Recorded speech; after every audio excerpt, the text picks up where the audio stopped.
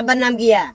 নূর করিম। নূর করিমের হলা না তুই? ইয়েস। এই নেনা চেহারা তো নূর বাসা, তবে এই চেহারা নূরের চেহারা হইলেও সোরা নূরের চেহারা আছে যে এটা। চশমা দেখা লাগাইছো যে গুড়ি দাদি বাঞ্চা চাই আছে। Uncle please. না প্লিজ না উদাও গুলি মুলি হয়ে গেলে আর হাত দোষে করিয়ে কথা দিলে স্যার। যাই হোক না আঙ্কেল, আমার আব্বার জমি কোনটা একটু দেখাই দেন না প্লিজ।